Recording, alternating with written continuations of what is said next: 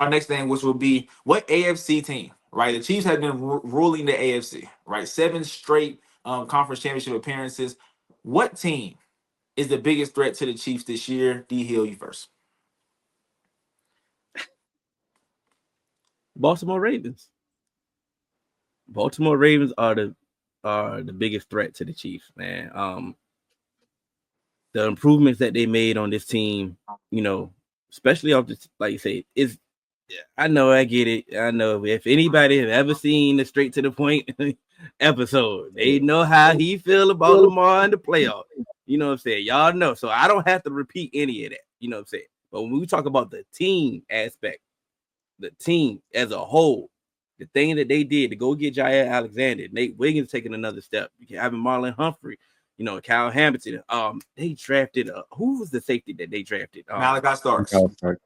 Oh my God, you talking about how you was talking about with Xavier Watson, Jesse Bates, Mhm. Malachi Starks, and Kyle Hamilton. Oh my God, bro. Okay, like I say, this defense is going to be, and then oh my God, Mike Green. They finally potentially have a pass rusher, like a legitimate pass rusher, man, bro. Like I said, I wasn't hyped about them getting DeAndre Hopkins, but the ghost of DeAndre Hopkins is still as the number 3 for them, a safety blanket is legitimate. The emerging, like I said, the emerging of Zay Flowers, like he went to the Pro Bowl, like they have it all. They literally have it all. So you can say what you want. Like I get it. There's gonna be more episodes straight to the point, and you are definitely going to hear his criticism about Lamar Jackson and what his deficiencies or whatever in playoff. You got the whole season to listen to that. But on paper, right now, biggest threat, Baltimore Ravens. 100%. Yeah, and AJ, you next. Actually, let me slow down. You next, AJ. Who is the biggest threat to the Chiefs? The only team that's been able to beat them when it mattered. And I'm not even. I'm honestly not trying to be funny or biased, but the reason why I say that is the way that we've seen this change in the Chiefs, where they're not as explosive as they once were with Tyreek Hill. You know, they brought in Xavier Worthy though, but he's still trying to find his footing as their guy, and he has shown flashes. We'll see what happens with Rashee Rice when he comes back off the injury, if he's able to kind of jump right back into being that on that trajectory of being a really good wide receiver, or if it happens like some of the people that need a year after the ACL. So we'll see what happens there. But I think I'm not saying that they're going to be a team that's even going to be in contention, but offensively, the Bengals put so much pressure on them to have to score and keep pace. It kind of forces them to push the envelope a little bit more. Even though the Ravens have a great offense, a lot of it comes with the running, and it allows them to kind of do things in a slower pace. Yeah, And so, hold on. Yeah, go get your man. My boy going through it. But I mean, they have been the only team. I mean, I know it's funny. I know, and if you don't know, he is a Bengals fan. So I know you like think about it, and I get it, bro. Their defense is trash. Like, yeah, it's that bad. But that defense wasn't on paper. That defense wasn't good that year. They went on the run. They just got hot and went on the run. That's and like perfect. I said, and this offense, like I said, this offense is going to be prolific. Like you said. Chiefs offense, man, we ain't seen the Chiefs offense in a minute. Yeah. And wow, bro, we keep but that was just more to piggyback, so he had to go. But I want to hear yours. And actually, let me piggyback on that real quick, on his real quick. My only problem is, as he said, the Bengals put pressure on you to score, right? But it's not so hard to score in their defense anymore, right? I mean, and like you said, on paper, that defense was not out of this world when they made a little run, right? But I think the key piece that they had was Lou Anarumo, and now he's gone. So because I've heard, I'm a first things first fan. Nick Wright said that he didn't agree with the Lou Anarumo firing just because of the Chiefs. His success against the Chiefs is why. Like if you have a DC that can be successful against Andy Reid in that offense, then I would keep him just in case we make it and see them in the playoffs. We'll have that piece. They don't have that anymore. Like that's my biggest pushback. And I think we all know the biggest pushback is the defense right now. But with Lou Anarumo gone, and I want to ask you that, AJ. Lou Anarumo to me has been the key piece in y'all's matchup with the Chiefs, right? You think him being gone, like you're still cool when you say they're the biggest threat to the Chiefs, even with him being gone. Yeah, so I understand that Lou Anarumo is gone, but I also think that Lou Anarumo also got in his way as well because he was so hell bent on playing the guys that just wouldn't mess up. He Yeah. would play the old guys, so he was playing Sam Hubbard. He was still playing Von Bell. When you had guys who would give you a higher ceiling, Yeah. but their floor was lower, and they may make a mistake here, but they would give you a flash play here and there. And so that's why I think that even the change now, we're gonna get some high level play for some guys that you may not even expect. It may not be high level all the time, but you're gonna see flashes because they have the potential. So I think that's why you're going to be able to see some things like even even like we've seen it with the Chiefs. Even when George Karlaftis was younger, he would make some plays. He wasn't the greatest, but now he worked himself into that role where he can be consistent. And I think that's what we're going to see with Al Golden. He's going to give these young guys chances to make plays. They're going to make mistakes, but you're going to see them make plays as well. And I think that's where you're going to see a lot of things happen. And he was great in the run game, Mike Hilton, but he was such a liability in the pass game. And so now allowing Dax Hill to play in the slot a little bit, I think that's going to give you some versatility in that pass game to cover big tight ends and stuff like that as well. I'm about to beat this. All right. Go So, ahead. I've been waiting to hear yours. are you ready to hear mine? I feel like you think I'm about to say a team that I'm not even thinking about right now. Honestly, I'm not even thinking about them. Them right there. No, No, I know. no, We've had this we- discussion. I I know ain't you. thinking about them. I know. I'm going with Buffalo, man, I and knew it. I knew it. and this is my thing, man. Buffalo, the only team that beats them in the playoffs is the Chiefs, for like consistently, right? We saw them lose to the Bengals a couple years ago, but it's been that Chiefs hump. They can't get over it, and I think this is the year we're gonna see it happen. Last year, it came down to the 2 minute warning, 4th and 5. The Chiefs sent the house. Josh Allen made something out of nothing. Dalton Kincaid dives forward, drops the ball. That's basically end of the game, right? It's little plays like that that is separating them from getting above the Chiefs. And the reason why I pick, and you're right, the Ravens on paper is one of the best teams in the league. I think it's them and the Eagles on paper for sure. Mhm. But as you mentioned, this is Straight to the Point podcast. Y'all know where I'm going with this. If Who do I trust in a big game against Mahomes, Josh Allen or Lamar Jackson? I'm gonna lean Josh Allen until Lamar Jackson proves me wrong.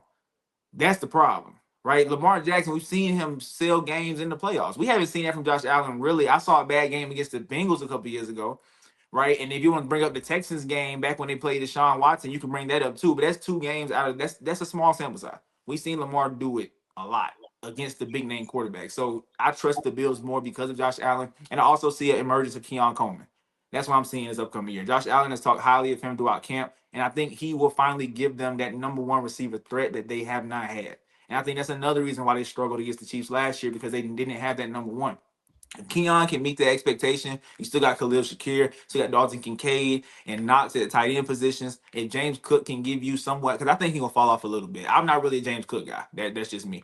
But if he can give you somewhat of what he had last year, Josh Allen gonna do the rest. And then defensively, Sean McDermott has not just gotten exposed by Mahomes, except for that one game that went to overtime, right? The 13-second game. Like that's the only one that he really got exposed. Other than that, it's been a fair game. Like all these games the Chiefs has been fair. They just can't get over the hump. But I think this is the year that they get the job done.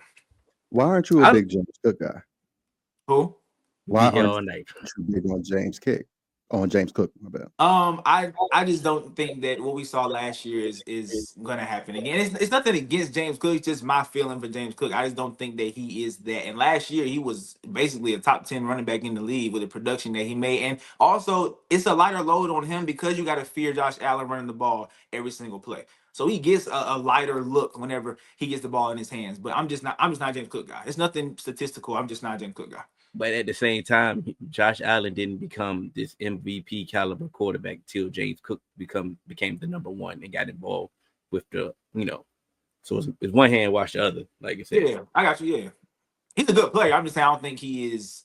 Like when I say the Bills gonna beat the Chiefs, I'm not gonna say because of James Cook. That's my point. But the thing about it is, I don't think that last season wasn't like some shocker from James Cook. He went for I believe more yards from scrimmage the previous year. They just utilized him more in the red zone, and that's what happened with that boost in touchdowns.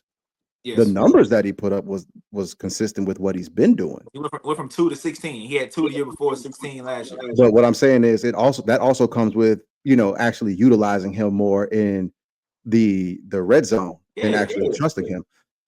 Like they were using him the same amount between the 20s, and he was putting up these same exact numbers. Instead, I don't want this to sound like as a pejorative towards Josh Allen, but they put the ball in James Cook's hands more in the red zone than they have in previous years. That's why you saw that uptick in touchdown production, and you saw, in turn, it elevated Josh Allen as well into this MVP candidate, even though it should have been Lamar. Yeah, not y'all. Absolutely. Because it makes sense. So let's go ahead and move over to the NFC. All right, the AFC is ran by the Chiefs, but the NFC, I think we all believe the Eagles are the best team over there. Maybe. But we're going to see who's the biggest threat to the Eagles. Donald, let me know. And I don't even really genuinely believe in this answer. Mm-hmm. But I'm going to say the Packers. Okay. I think the Packers have the personnel to match what the Eagles can do and can negate some of the things that the Eagles can do. Do I have the strongest feeling about that? Hell no. But the easy answer I didn't want to just say the Eagles would be the ones that's going to stop themselves, because I do truly believe that, but I just didn't want to say that because it sounds like I'm a hater because I am a Cowboys fan. But I do believe that a lot of the things that the Eagles, the luck that they had last year, that they had, especially with injuries, like they was one of the healthiest teams all year. Yep. Like, you really believe that they're going to go out there as physical as they play, they're going to get that lucky again. They're going to get some of the matchups that they got as far as, nah. It's just, and they are the hunted. Yeah. But it's a difference, bro. But that's what I'm rolling with. AJ, who you got? Who's the biggest threat to the Eagles? No. But I actually thought you were, though. But to kind of go back to what you said, Hill, about matchups, and I like the Green Bay Packers pick. My pick is the Rams, but Matthew Stafford got to be healthy. He has to be healthy, because I think bringing in Devontae Adams, pairing him with Puka Nacua, I think offensively they have the firepower, especially to kind of keep up with what the Eagles were doing. And we saw it last season. Braden Fisk, Kobe Turner, Byron Young, Jared Verse, and then you add Poona Ford to that. I think that's enough to get the pressure you need to affect Jalen Hurts and also put pressure on the run game. They were 1 or 2 plays away from winning that game last year. I'll say it. If it didn't snow, they was gonna win. Shout out Jalen Carter. Shout out Jalen Carter. That they legit had an opportunity to win that game. Yes, their secondary is still iffy, but they can. If it's being nice, okay, go ahead. Okay, they secondary is 3 downs of ass, but they can get so much pressure on you in so many different ways.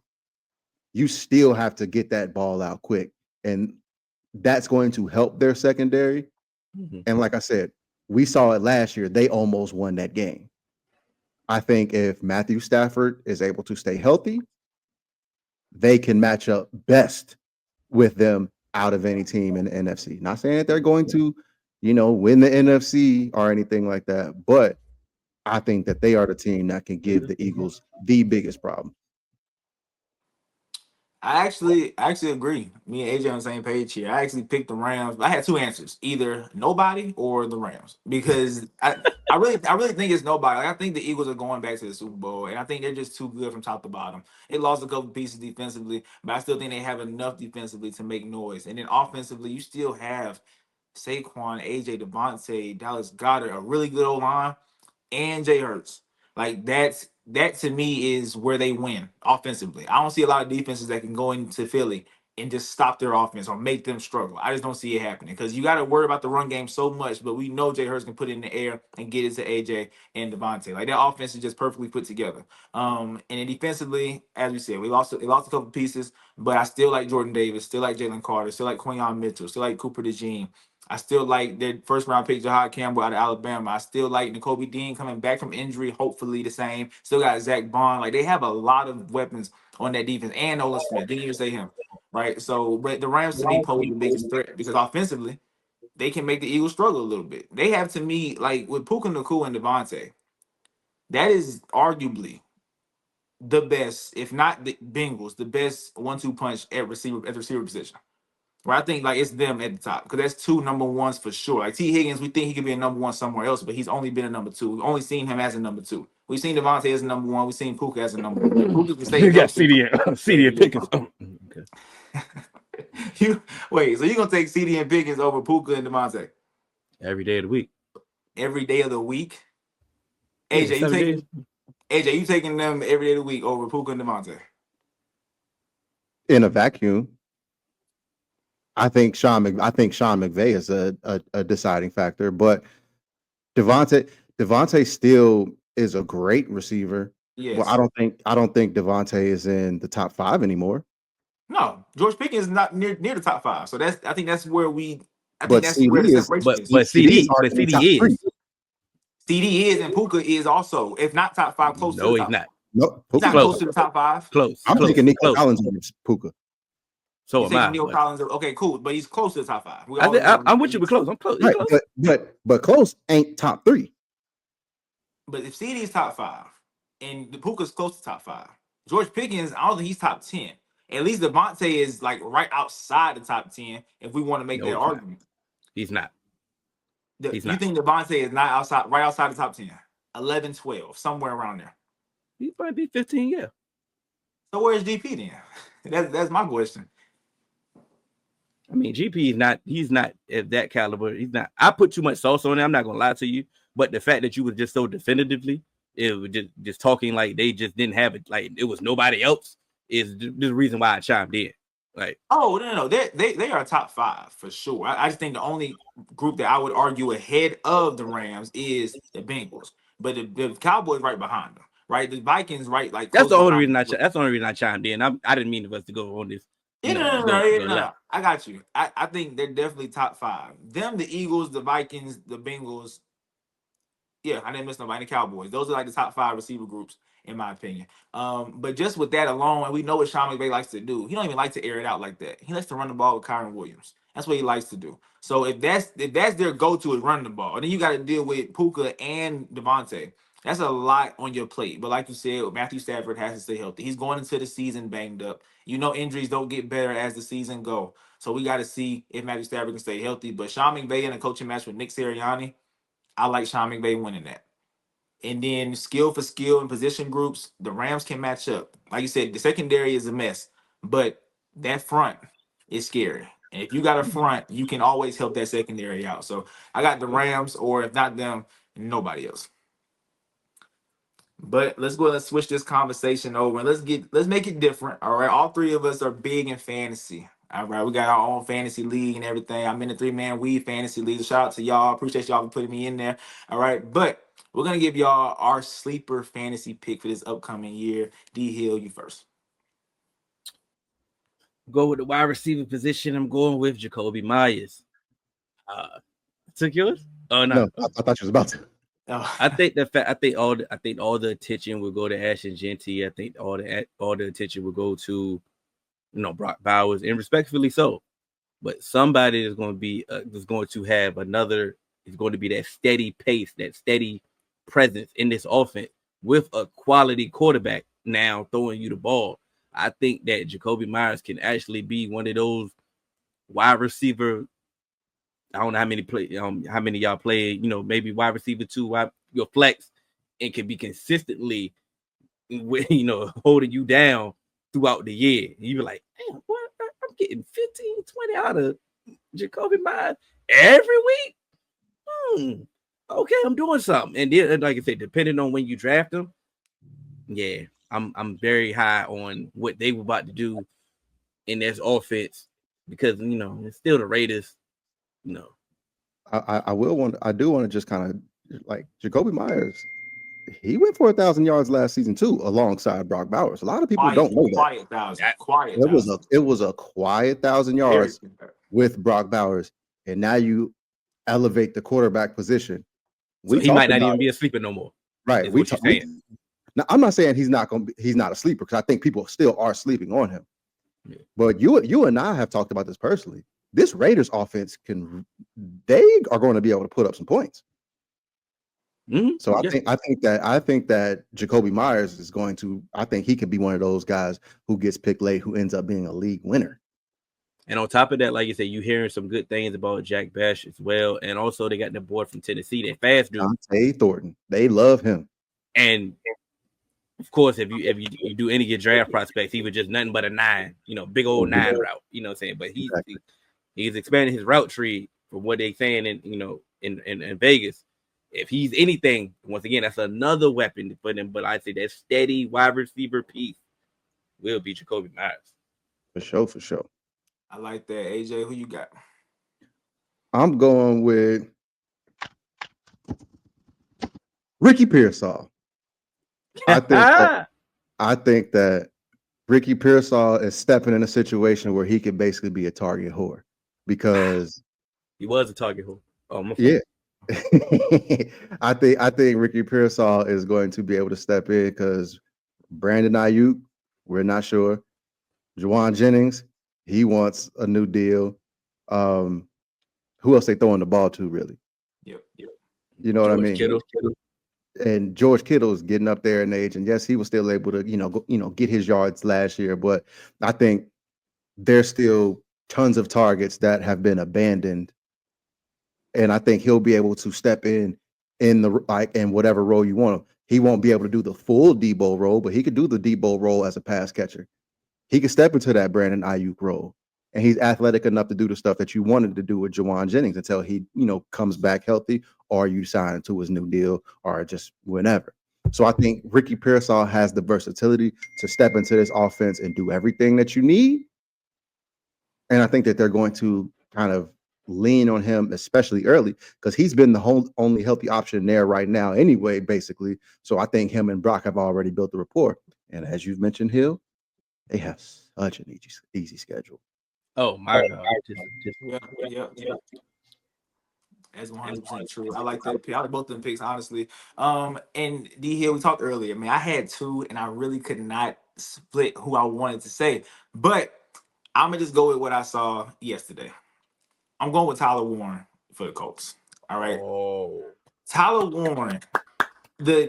First of all, the upside is there. We saw what he did at Penn State, right? But I like it even more now that we're having question marks at QB because I think the one of the easiest people to get the ball to as a struggling quarterback is your tight end. It's a bigger target. 9 times out of 10, they're matched up with a linebacker so they can win those matchups, right? So Tyler Warren has that advantage. And yesterday, off rip, first drive of the game, like 3 plays in, they ran a screen route. Tyler Warren, here you go. Let's get it. Let's get it going, right? He only had 4 targets overall, but he didn't play a lot. But 4 targets in the first game, all 4 completions. I think that's going to be the guy they go to. He was a first-round pick for a reason. They didn't draft him just to bury him behind Josh Downs and Michael Pittman. I understand there's a little competition in that offense from pass catchers, but I think with the struggle at the QB position, it's going to be way easier to draw up plays for Tyler Warren. It's going to be way easier to get him the ball. So I do love Tyler Warren as a fantasy gem this year. And yesterday, I was high on him going into the year, But I know you're not supposed to overreact to preseason games. But I saw how they wanted to get him the ball, and I like that. For struggling quarterback, tight ends are the way to go. So I love Tyler Warren. I like that. For sure. All right, and now we got to end this episode off with a humongous bold prediction. All right, so D Hill, get us started off with our bold prediction for 2025. Oh, the Cowboys gonna win the Super Bowl. Okay. No. I'm not.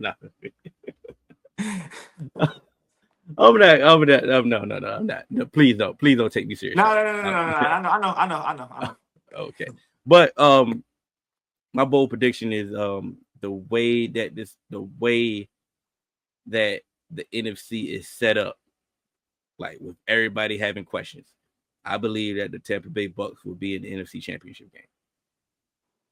I don't know against who, but I think they're gonna get. I think they got an easy path. Not an easy path. I don't know against who, really, but I believe they have a path to get there. Okay. Bro, your man is gonna get exposed. This is okay. Okay, this could be your bold prediction too. Your man's is about to get exposed. Jalen Hurts is about to be exposed to the highest level. So all his supporters is about to be thinking that he's elite. That all of a sudden that he just emerges to be something that he's not. He's about to be exposed that he's really who he really is. He's a bus rider, and that's it. It is what it is. That's cool. Nothing wrong with that. It's very hard to be that in the NFL. That's not an easy thing to say. I know it's a negative term, and we use that. We just try to throw it around. I get it. Everybody can't be elite, bro. Everybody's not going to be elite. He's not elite. He's far from elite, to be quite honest. And he's not going to be there. He's actually going to be another detriment to this team again, like he was last year. Like they went in spite of him last year. Okay, I get it. He had a great Super Bowl, and boy, that boy balled out. I get it. It's the Super Bowl. It's the highest level. The highest level. I get it. You're supposed to hold that to the highest joint. But it was plenty of games that he was having throughout the entire season. But he wasn't even throwing for 150 yards. And I get it. Oh, they had a good running game. They had Saquon. I get it. Bro, the Ravens had the same running game as well. And I think Lamar Jackson threw three less passes than Hurts. And he had 4,000 yards. Okay. This boy couldn't even crack 3,000. This is he can't even crack 3,000. We putting him in the elite. He can't crack 3,000 yards. Dudes in the 90s was cracking 3,000. Like, come on, bro. Like, let's be for real. Let's be for real about him, though. I get it. He won. He's a good winner. He's clutch. He's good. He all that positivity. You know, he's a good leader. He got all the good cute quotes. He both walks and he can run. You know what I'm saying? He good. He cool. He cool. But we ain't got to go crazy and act like he elite, like he's somebody he not. Because he not. You nowhere near it. Okay, my bad. I ain't mean to strike a nerve, brother. I was just saying I thought we all kind of had the Eagles in that NFC Championship game. That's all. But hey, he had two bold predictions. Bro, they could go back to the NFC Championship game. This team is stacked. You know what I'm saying? That's not, but that don't mean he got. But at the same time, he ain't got to be elite, bro. Bro, how many AFC Championship games did Joe Flacco go to? He won a Super Bowl. Ain't no time did we say Joe Flacco was elite, but in the playoffs he became something that he wasn't. But at no time did we ever say that Joe Flacco was elite, bro. Eli got 2 Super Bowls, and you can't feel elite without saying Eli. That was just a joke. He was never elite. What was going 9-7? Bro, that's fine, bro. That's fine, dog. Like, that's cool. We don't have to talk crazy. It's okay. He won. He's a winner. And that's what you want. Yeah. You want to win. That's fine. And it's okay. I got you. That's my bad. I didn't mean to strike a nerve, brother. I was just trying to, see if we was on the same page with the Eagles being in the NFC Championship game. That's all. Once again, they could be. I'm not saying that they're not. That's what I want to get it clear that it can. But I'm not about to definitively say that they can. They will be, because things happen. Everybody was sold on the Lions, right? Last year, right? Hmm? Oh, the Lions was going to do this, and then the whole team got hurt. Yeah, I'm not wishing injury on nobody. I'm just saying this is football. Things happen. 1,000%. 1,000%. AJ, he got bold with it. First he said I see you don't went on this little rant. I forgot the first bowl He said the prediction. What was Buccaneers. He said the Buccaneers I gonna said the win. Bucks? Buccaneers That's gonna right. get The the Bucks. Bucks. You kept trying to say all this. You kept giving him too many flowers. I'm like, bro, he just need one rose. Yeah, That's it. Or matter of fact, he just need one carnation. You know what I'm saying? And Donald is referring to my recent videos and everything about Jalen Hurts. That's what he's referring to. For those of y'all that don't know. You know, and tonight. And tonight. Yeah. Tonight you said it too. We know Jalen Hurts go throw a Cindy. I'm like, we know what? We don't do that. All right. AJ, let's keep it going, man. What's your bold prediction for 2025? I kind of went extremely hot take here. I like it. But the NFL is all about the matchups. And the Carolina Panthers will be in the NFC Championship game. Hell matchup is that? Why they want that? So look, I think they can mess around and get the San Francisco 49ers, who I don't think it's that good. They'll get them in the divisional round. And if they can play them in the divisional round, I think that they can beat them and get to the NFC Championship game. That's what I'm talking about. No, get bold with it. Bold, crazy bold. A1 bold. Like I said, I think that certain things break right. It could happen. Like I said, they have a lot of weapons on offense that I think that could, take some steps. I think that they can do it. I'm not saying that they're gonna win the division, but I think it's one of those, a wild card team, get in there, get hot. I got you, and I see them making the playoffs. I can go as far as say, it's championship, but I definitely see them making the playoffs. So we somewhat here to a degree, but we not all the way here. The reason why I say that, think of it like that Bengals Super Bowl run. It was like, oh, they good, but then the defense got into the playoffs and was like, oh, okay, it clicked. So I'm saying, like, certain things like that can happen. Yeah. Like you catch you catch an injured team in the wild card round. You mess around and catch a team that got into the divisional round, and you can win another game. It just happens. Like I know they had a better record, but the Commanders, they beat the Lions, who everyone thought was last year. You know what I'm saying? So I think that it is possible, and we always see a team that was not in the playoffs usually get into the playoffs that ended up surprising people. And so I think that the Carolina Panthers, they could do that, especially if Bryce continues kind of that trajectory and takes a step from what he started to show that second half of the season after the benching. I agree. I don't agree with the bold prediction, but I agree with what you're saying. I agree with what you're saying. We said we was getting bold. Yeah, 100%. 100%. And you won this. You won this segment for sure. Like, you definitely won this segment because mine is bold because of the history of this fact, but I don't think it's as bold. Y'all can see what I mean. All right, so let's turn the clock back to before y'all time, actually, to Don Hudson, wide receiver for the Packers. All right, this is from 1935 to 45, so this is way before y'all time, right? And what he did was he won the Triple Crown 5 times. I mean, it's not really that impressive because of back then, you know what I'm saying? But he won Triple Crown 5 times. And while winning it 5 times, he won it 4 straight times from 1941 to 1944. So that's impressive, right? That's impressive. But I do think Jamar Chase will be back-to-back Triple Crown winner. I think that's going to happen. And honestly, is it that bold? Like is it that bold? Y'all saw the preseason game 1. They already in midseason form. They getting him the ball, and they gonna get that investment out of that money they just gave him, right? But I think that's my bold prediction, man. We haven't seen it. We haven't seen back-to-back since Don Hudson. Like, Coop won it, but we haven't seen it back-to-back. But I think he'll do it in back-to-back years. That's why it's bold, because, like you said, we haven't seen the history of it. Yeah.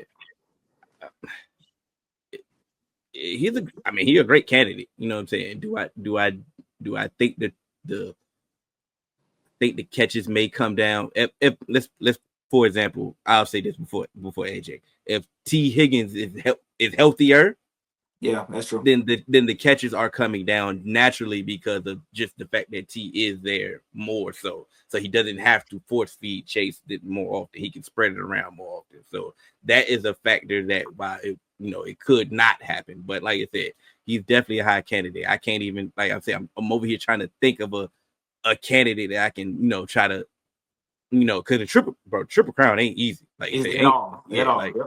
So just the fact that we try to find somebody else to get the triple crown is like, And mind you, it's not even that it hasn't happened back to back. It doesn't happen every year. For those of y'all Yeah. that's watching, it does not happen Right. every single year. Because I got carried away a little bit because I was looking at the Triple Crown winners and I was like, wait, why it jumped from 1965 to 1990 something? I was like, what happened? But then I thought about it. I was like, wait, this don't happen every single year, right? So Yeah, yeah, this is rare. It's very rare to happen. But yeah. I think he can get it back to back. AJ, this your dog. So what you think? So I think, like Hill said, I think the the catches will come down if we're able to get a healthy T Higgins. Um, but I think that in turn, you also can happen to see an uptick in yards. I think that even with a healthy T Higgins, I think that he's still able to kind of get that yardage that he would. But that is it from the NFL Vault brought to you by the Straight to the Point podcast. This is my boy D Hill, my boy AJ. D Hill, let us know where we can find you. Y'all know y'all can catch us on all major podcast platforms. 3Man Weave, Instagram, Twitter, 3Man Weave _. You can email us at podcast.3.man.weave@gmail.com. I'm Hill. That's AJ. And that's Jalen. And man, and that's well said, and that's how we're gonna close this thing out. All right, man. Y'all stay blessed, and I will see y'all. Season 4 of Straight to the Point podcast is coming soon. All right, y'all will see D Hill and AJ again, and for you 3-Man Weave listeners, I'm sure y'all gonna see J Bess eventually. All right, but that's it from the boys. Y'all stay blessed. Much love. We out. And that's a wrap for the final episode of the NFL Vault. If you enjoyed the show, do me a favor and hit that like button. Also, subscribe and share with your friends, family, and fellow football fans. And I will see you again for season 4 of the Straight to the Point podcast.